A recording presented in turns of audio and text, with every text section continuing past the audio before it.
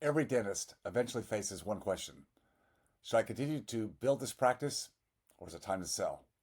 Sounds simple, but that decision will shape the decades for the rest of your life based on what you decide.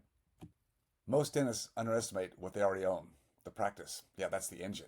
Yet we're told to pour our capital into private equity or into index funds or into real estate or technology gambits when actually the best asset we actually own is the practice. But I get it.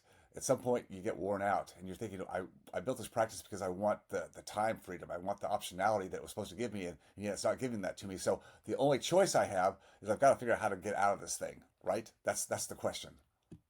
But when you really think about it, if you build a practice that is built to sell, like put on the market, in 6 months, for example, when you work hard to put the systems and protocols, build the culture, put the leadership efforts in, and it does take work. When you do that, you actually have something more valuable that you may want to keep. Look, the best long-term wealth creators, the dynasties, did not flip businesses. They didn't build them, create them, and then sell them. They kept them for the long term, oftentimes transferring them within family dynasties. Now, you don't have to do that, but you have to think long term. Why did they do that? Because they built something that was valuable that they could keep, and it didn't keep them on the turnstile, always having to produce and show up for work every day, like most of us feel like we have to do because that's what we were trained to do. So I'm not saying selling is wrong. At the right time, many of you, and I did the same thing, will want to sell.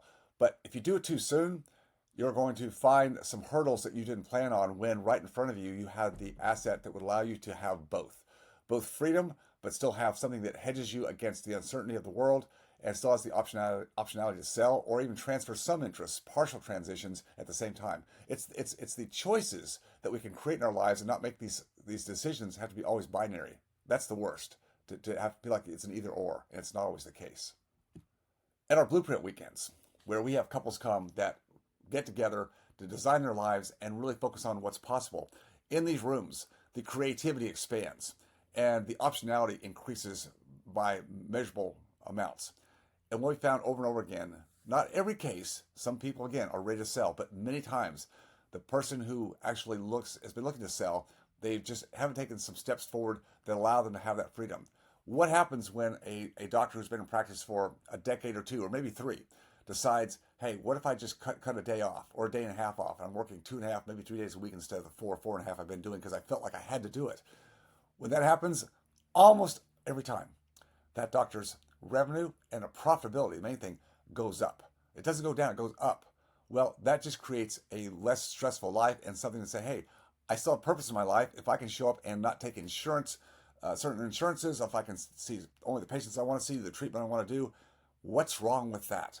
When you're at a point when you see the milestones and you have replacement income that's building the freedom that you want, you can hang on to that practice and not feel the burden or the desire and necessity to have to sell right now. That's the real work that we do at Freedom Founders. It's really helping our practice owners determine that the practice is not a trap, it's a trophy.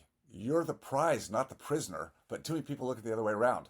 Some members do choose to sell, but they do it very strategically in a way that maximizes still the optionality they have on the back end after they harvest the equity and now know what to do with it. But the common thread overall is clarity. It's they stopped asking like, what should I do now?